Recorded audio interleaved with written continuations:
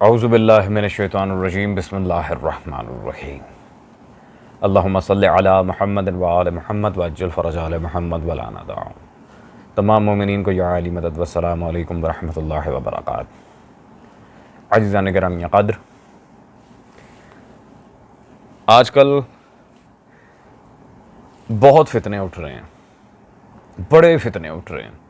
ہمارے درمیان سے کچھ لوگ نکل کے آ جاتے ہیں، اولیاء بزرگان کے خلاف بکواسات کرتے ہیں، محدثین کرام کے خلاف زبان طعن دراز کرتے ہیں، مولا کے اصحاب کے بارے میں عجیب و غریب قسم کی خرافات بکتے ہیں، اللہ جانے کن کن تحریکوں کا حوالہ دیتے ہیں، نہ سر نہ پیر، سنی سنائی بکواسات. اور ان میں سے کچھ ایسے کارٹونز ہیں جنہیں حال ہی میں ہم نے باقاعدہ انہیں سامنے بٹھا کے ذلیل کر کے دنیا کو یہ بتایا کہ ان کے پاس صرف اور صرف بکواسات ہیں، نہ یہ دلائل کا جواب دینا جانتے ہیں، نہ ان کا فنی علوم سے کوئی واسطہ ہے. انہی میں سے ایک یہ نمونہ ہے جسے آج ہم جواب دے رہے ہیں، جو ماشاءاللہ نہ تو مطالعہ ہے، نہ کوئی فنی علوم پڑھے ہوئے ہیں، نہ علم مناظرہ سے شگفت دور کوئی چھوٹے لیول کے جو علوم ہیں، علم المنطق ہو گیا، علم فلسفہ ہو گیا، حضرت کو اس پر بھی کوئی دسترس نہیں ہے. اللہ جانے کہاں سے اٹھ کے سر پہ ٹائر باندھ کے آ جاتے ہیں اور آل محمد کے مذہب کے لیے باعث تمسخر بنتے ہیں. خیر، اب یہ حضرت نے سرکار کلندر پہ اور اولیاء اللہ پر زبان درازی کرنے کی کوشش کی ہے، چونکہ ان حضرات کو پتہ ہی نہیں ہے کہ فقراء، صوفیاء، عقلاء اور عرفاء ان میں کتنا فرق ہے. خیر، کبھی پڑھا ہو تو پتہ ہو. چلتے ہیں اس کی ویڈیو کی طرف اور یہ دیکھتے ہیں کہ یہ حضرت کیا فرمانا چاہ رہے ہیں مزید. اب طریقت کیا؟ طریقت یعنی ایک الگ راستہ جو میں نے خود بنایا، یعنی جو مجھے پسند ہے میں وہ کروں گا تو وہ بنی طریقت. یعنی ایک الگ راستہ جو صراط مستقیم نہیں ہے، جو بندہ خود بناتا ہے، اپنے لیے بناتا ہے اور اس راستے پہ چل کے نام خدا کرے. طریقت کا کیا مطلب؟ شریعت کہتی ہے کہ عبادت اس صورت میں کرو. مثلا اگر اللہ کی عبادت کرنی ہے تو نماز پڑھو، اگر اللہ کی عبادت کرنی ہے تو قرآن پڑھو، اگر اللہ کی عبادت کرنی ہے تو تسبیح اٹھاؤ، ذکر پروردگار عالم کرو. زیادہ عبادت کرنی ہے، ایک ذکر مل جاتا ہے، ذکر کو دہراتے رہو تاکہ رب کی محبت تیرے دل میں پڑتی رہے. یہ تھا شریعت کا طریقہ. ایک مرتبہ صوفیاء جب اللہ کی عبادت کرنے لگے تو انہوں نے کہا نہیں، یہ شریعت کے جو طریقے ہیں وہ ہیں عوام کے لیے. ہم ہیں خواص، ہم ہیں اللہ کے خاص بندے. اب ہم ایسے نماز نہیں پڑھیں گے جیسے عوام پڑھتی، ہم ایسے کریں گے جیسے ہمیں پسند ہے. تو الگ راستہ بنایا کہ وہ اللہ کا نام لیتے تھے اور رقص کرتے تھے. وہی صوفیاء کا رقص دیکھا ہے، کلندر پہ جاتے ہو دھمال دیکھیے، علی کا نام لکھا جائے، خاص لباس پہنا جائے، اور نہ نماز نہ روزہ نہ حج نہ زکوٰۃ، کچھ بھی نہیں. کہ میری نماز بھی یہی ہے کہ علی علی کروں، میرا ورد بھی یہی ہے کہ علی علی کروں. اگر جنت میں جانا ہے تو بس بیٹھ کے بھیک مانگو، نہ کہیں پہ کھاؤں گا نہ بیٹھوں گا. چلہ کشی کی جائے، اللہ کا نام لیا جائے اور جھوم کے رقص کیا جائے. یہ طریقہ علی کا نہیں ہے، یہ شیطان کا طریقہ ہے. استغفر اللہ ربی واتوب الیہ. مولوی صاحب دیکھیں، ہم نے الحمدللہ گزشتہ ویڈیوز میں بھی آپ کی جہالتیں، دجل، مکر و فریب اور علمی یتیمی کو آشکار کیا دنیا کے سامنے کہ ماشاءاللہ 90% آپ میں تو وہ علماء ہیں جنہیں اوپر سے دیکھ کے صحیح اردو پڑھنا نہیں آتی اور زبان طعن دراز کرنے چلے ہیں آپ اولیاء اللہ کے بارے میں. سب سے پہلے تو میرا آپ کے تمام حوزات علمیہ کے بڑے بڑے مجتہدین تک یہ سوال ہے، کیا آپ لوگ خود کتابیں لکھ کر جو اس میں مواد لکھا ہوتا ہے خود بھول جاتے ہیں؟ آپ لوگوں کو پتہ ہی نہیں ہے کہ آپ کے مجتہدین حضرات کی کتابوں میں کیا لکھا ہے، کیا سارے معاملات ہیں، کس طرح سب چیزیں فٹن رکھنی ہیں. خیر، وہ ایک لمبی بحث ہے. سب سے پہلی بات تو یہ ہے کہ اولیاء اللہ میں صوفیاء کا ہم انکار کرتے ہیں. صوفیوں پہ ہمارے ائمہ نے لعنت کی ہوئی ہے. وہ بنی امیہ کا پروپیگنڈا تھا ایک آل محمد کے خلاف. یہ فقراء اور درویش بزرگوں کے لباس کی ایک فوٹو کاپی بنا کے بھیجو تاکہ لوگوں کو وہ اپنی طرف مائل کر سکیں. صوفیاء کے لحاظ سے ہماری کوئی ذمہ داری نہیں بنتی، لیکن رہ گئے اصلی اولیاء اللہ، فقراء. جن کے تناسب سے زیارت امام رضا میں جملہ موجود ہے معین الضعفاء والفقراء. کبھی میں کہتا ہوں مولا رضا کی زیارت ہی غور سے پڑھ لی ہوتی ہے آپ لوگوں نے. ان میں بھی ایک قسم آتی ہے جسے کہا جاتا ہے مجذوب, اور یہ قسم کوئی آج کل کی اختراع نہیں ہے, یہ مولا علی کے دور سے چلتی آ رہی ہے. امیر المومنین کے جید و جلیل القدر صحابہ کے ساتھ یہ اصطلاح باقاعدہ محدثین کرام نے استعمال کی ہے. اس کی ایک دلیل ہم آپ کو دیتے چلیں. قاضی نور اللہ شوستری رضوان اللہ تعالی علیہ شہید ثالث و نور اللہ المرقدہ, ان کی یہ جلد نمبر 2 میرے پاس مطبوعہ ایران موجود ہے, مجالس المؤمنین. اس میں صفحہ نمبر 411 پہ جہاں پہ حضرت اویس کرنی سلام اللہ تعالی علیہ تاجدار یمن, ان کا ذکر ہے. ان کے بارے میں انہوں نے کیا لکھا؟ اویس القرنی المجذوب, اویس القرنی المجذوب سلام اللہ تعالی علیہ. تو پتہ چلا مجذوب اولیاء خود امیر المومنین کے جلیل القدر اصحاب میں سے ایک ہیں. خیر عزیزان, اور مجذوب اپنی مستی میں ہوتا ہے, وہ عشق الہی و آل محمد کے ایسے جلوے میں مگن ہوتا ہے کہ اسے دنیا کی پرواہ کوئی نہیں ہوتی. آئیں سرکار قلندر کے اپنے کلام سے تھوڑا سا اس بارے میں روشنی ڈالیں. یہ میرے پاس مولانا جلیل صاحبانی کی کتاب موجود ہے الشہباز. اس میں صفحہ نمبر 68 پہ سرکار قلندر کا جو مشہور زبانہ کلام ہے اس میں واضح وہ سٹارٹ میں ہی کیا کہہ رہے ہیں؟ حیدریم قلندرم مستم بندہ یا مرتضی علی ہستم, جو کہہ ہی اپنے آپ کو مست رہا ہے, جو عشق علی کی مستیوں میں پروان چڑھ رہا ہے, جو عشق علی کی شراب طاہر شرابن طہورا قرآن میں جسے کہا گیا ہے, وہ پی کے زندگی بسر کر رہا ہے. آپ کو اس سے مسئلہ کیا ہے؟ عزیزان, یہ جو شریعت وغیرہ کی یہ ڈرامے بازی لگا رہے ہیں, میں انشاءاللہ تبارک و تعالی قلندر کو آج قلندر پہ ایمان رکھنا از حدیث صاحب الزمان واجب ثابت کر کے جاؤں گا. چیلنج کر رہا ہوں آج. پہلے تو مولا علی کے ایک لقب کی طرف میں آپ کو لے کر چلوں جس سے خدا کی قسم کیا ہی سرور ملے. لٹرلی مولا رضا کی آمد کے لحاظ سے کچھ میں چاہ رہا تھا مومنین کی ہاں گفٹس رکھوں, اور بڑے بڑے مناظرین حضرات کی کتابوں سے بھی استدلال کریں گے ہم آج. یہ میرے پاس محدث حافظ رجب البرسی المتوفی 813 ہجری کی کتاب موجود ہے مشارق الامان, مطبوعہ بقیت اللہ پبلیکیشنز.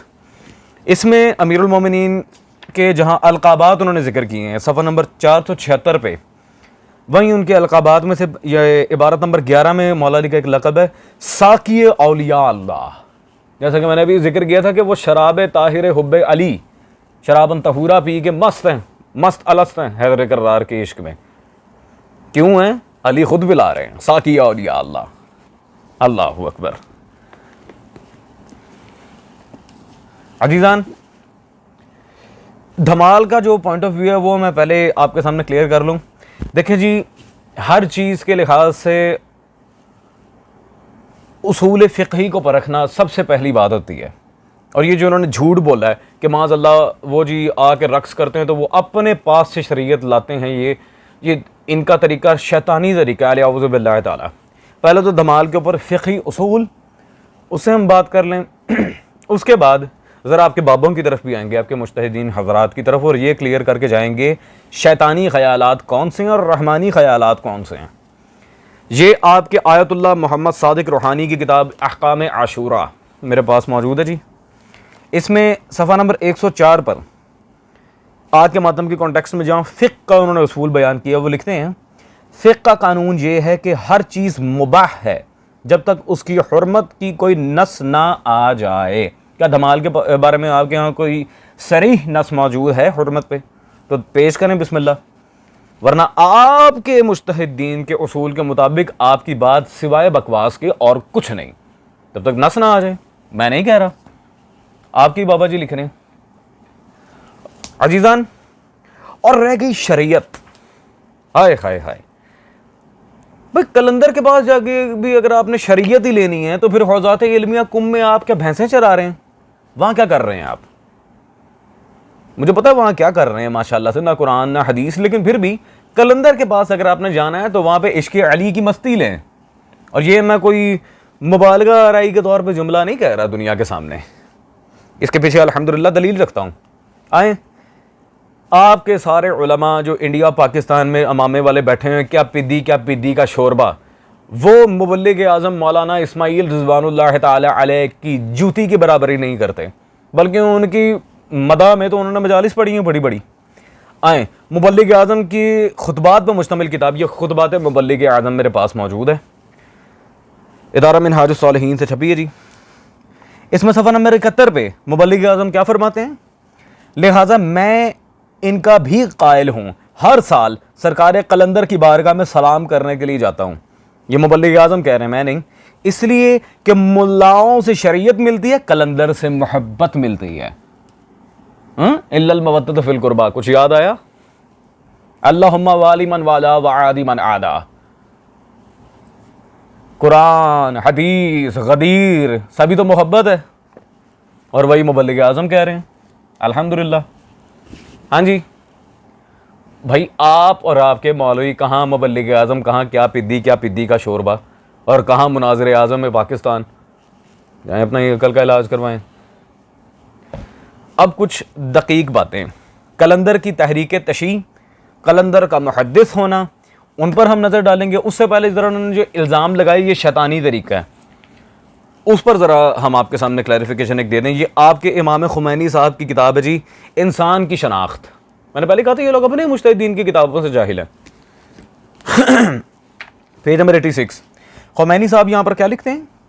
لیکن اگر نفس اپنی آبادکاری اور اپنے کھانے پینے اور انانیت کی طرف توجہ رکھتے ہوئے مقلد بنا لے، علوم میں مشغول ہو، علوم میں بڑے شریعت میں سنے ہوئے ہیں نا، یہ ذرا غور کیجیے گا عبارت پہ، علوم میں مشغول ہوں، اس کا مقصد خدا نہ ہو، تو اس پر جو القاءات ہوں گے وہ سب شیطانی ہوں گے، اور رحمانی اور شیطانی القاء کے درمیان امتیازات میں سے ایک یہی فرق ہے جس کا انکار نہیں کیا جا سکتا۔ اللہ اکبر۔ خمینی تو آپ کے صاحبان علوم کو شیطان کہہ رہے ہیں، آپ اولیاء پہ، اور شرم کریں مولوی صاحب، مجذوبوں پہ فتوے لگاتے ہوئے شرم کریں، آپ کی حیثیت ہی کیا ہے فتویٰ لگائیں۔ عزیزان، اب ذرا ہم قلندر کی تحریک پر چلتے ہیں اور پھر یہ فیصلہ کرتے ہیں کہ سارے معاملات کیا تھے۔ یہ شارح نہج البلاغہ مفسر قرآن علامہ الحکیم سید ابو جعفر محمد احسن زیدی، ان کی کتاب مذہب شیعہ میرے پاس اس وقت موجود ہے۔ اس کتاب میں صفحہ نمبر 384 پر وہ ہندوستان کے حالات بیان کرتے ہوئے لکھتے ہیں کہ شوہر سنی العقیدہ تھا تو زوجہ نہایت عقیدت سے بیوی کی نظریں چڑھاتی پھرتی تھی، باپ سنی تھا تو بیٹے شیعہ ہو گئے تھے، مرید اپنے مرشدوں کو شیعت کے قدردان و معتقد دیکھ رہے تھے، گلیوں میں، سڑکوں میں، بازاروں میں مجذوب، جیسے وہ ویسے کرنی کا ہم نے ذکر کیا سٹارٹ میں، مجذوب اور قلندر علی دا پہلا نمبر علی علی کے نعرے لگاتے پھر رہے تھے۔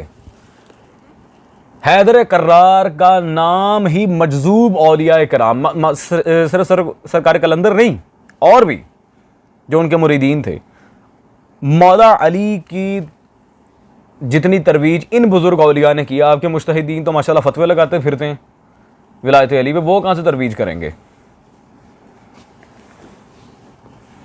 شرم کریں، حیا کریں، تاریخ پڑھیں۔ عزیزان، اور بڑے مزے کی بات، عالم ربانی جناب ان کے، ہاں بھئی بڑا مقام ہے ان کا، الحاج مرزا علی مشکینی اور دبیلی، ان کی یہ کتاب میرے پاس کم سے چھپی موجود ہے، مصباح المنیر۔ مصباح المنیر میں رسول اللہ کی دعائیں اور اس کی شروحات انہوں نے لکھی، صفحہ نمبر 228 پہ اللہ کو رسول اللہ ایک لقب سے یاد کر رہے ہیں، یا سرور العارفین، اللہ اکبر، یا سرور العارفین، اے اہل معرفت کے سرور، یہ کہتے ہیں نا وہ سرور میں آ جاتے ہیں، اپنے ہی پاس سے کر لیتے ہیں۔ تو اب آپ کا کیا جواب ہے؟ اب رسول اللہ پہ بھی فتویٰ لگائیں گے معاذ اللہ؟ عزیزان، اور یہ کوئی میں اپنے پاس سے عبارت فٹ نہیں کر رہا، اس یہ عرفان کے اوپر عالم ربانی شیخ محمد تقی بہجت، جو خود بہت بڑے عارف تھے ایران میں، ان کی پوری کتاب موجود ہے، زمزم عرفان، پوری کتاب موجود ہے باقاعدہ انہی اولیاء اللہ کی تائید میں۔ دکھانے کو تو خدا کی قسم عزیزان میرے پاس درجنوں حوالے ہیں، درجنوں، قلندر کی حمایت میں، شاہ شمس تبریز کی حمایت میں، خواجہ اجمیر کی حمایت میں درجنوں حوالے ہیں ان اولیاء اللہ کے لیے۔ لیکن ایک دلیل کی طرف میں آپ کو لے کے چلوں جس سے ایٹ لیسٹ آپ کو یہ اندازہ ہو جائے گا کہ یہ اولیاء اللہ کوئی احادیث معصومین سے ہٹ کر شریعت نہیں بناتے تھے جو یہ حضرت نے تہمت لگائی ہے. یہ کام کرتے ہیں آپ کے باب مجتہدین جو ہم سینکڑوں دفعہ اپنی ویڈیوز میں ثابت کر چکے ہیں, اور آپ کے بڑے بڑے سو کالڈ علماء اور مناظرین وہ آگے سے فرار اختیار کرتے ہیں. میں نے غصے سے, پیار سے, ہر طرح سے انہیں کہہ کے دیکھا کہ بھائی دلائل کا جواب دیا کرو, بھاگا نہ کرو. کوئی جواب نہیں. پہلے میدان میں رہنا تو سیکھ لیں آپ لوگ, بعد میں اولیاء اللہ کے جا کے استغفر اللہ ان کی گستاخیاں کریں. خیر آئیں جی, میرے پاس یہ کتاب موجود ہے, علامہ امداد حسین کاظمی المشہدی مفسر قرآن, ان کی افضلیت سادات, صفحہ نمبر ہے جی 539. یہاں پہ حضرت لال شہباز قلندر کا ذکر کیا انہوں نے. پہلی بات تو انہوں نے یہ لکھی کہ مولا صادق کی اولاد ہے, امام جعفر صادق کے بیٹے ہیں, حسبی نسبی سید ہیں. اور آگے کیا لکھتے ہیں, آئمہ اہل بیت سے مروی احادیث کا ذخیرہ انہیں خوب یاد تھا. خاندانی روایات کے مطابق سرکار قلندر نے اپنے والد بزرگوار ہی سے علوم ظاہری اور باطنی حاصل کیے. نہج البلاغہ کے درس, کس کے؟ نہج البلاغہ, ذرا غور کریں. نہج البلاغہ کے درس نے آپ کے قلب مبارک کو ضیاء بخشی اور تبلیغ اسلام کے جذبے سے سرشار کر دیا. اللہ اکبر, پیچھے رہ کیا گیا.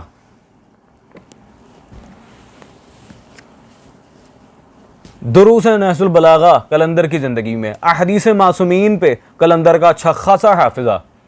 عزیزان, اور اب قائم زمانہ کی وہ مشہور زمانہ حدیث جو کہ میں نے وعدہ کیا تھا کہ قلندر پر اعتقاد رکھنا میں واجب ثابت کر کے جاؤں گا.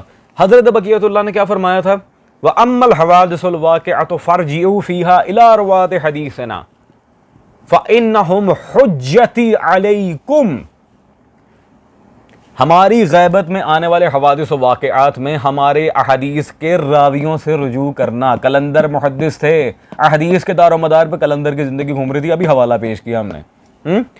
انہم حجتی علیکم, وہ ہماری طرف سے تم پر حجت ہیں. اللہ اکبر کبیرہ. یہ حضرت بقیت اللہ کا واضح فرمان ہے جو میں درجنوں دفعہ آپ کے سامنے پیش کر چکا, جس پر رجوع و تکلیف تو ہم بحث کر چکے ہیں کئی دفعہ. تو جن اولیاء اللہ, جن محدثین کی خود حضرت بقیت اللہ نے گارنٹی لی یا معصوم گارنٹی لے رہے ہیں, who the hell are you, آپ کون ہیں اعتراض کرنے والے؟ نہ آپ لوگوں کو علم مناظرہ سے کوئی شغف, نہ علم اصول حدیث سے کوئی شغف, نہ علم اصول تفسیر سے کوئی شغف, نہ بنیادی علوم آپ لوگوں نے پڑھے ہوئے ہیں. اللہ جانے کہاں سے امامے پہن کے آ جاتے ہیں شیعت کو اندر یوں فتنہ فساد ڈالنے اور ہمارا مذاق اڑوانے کے لیے.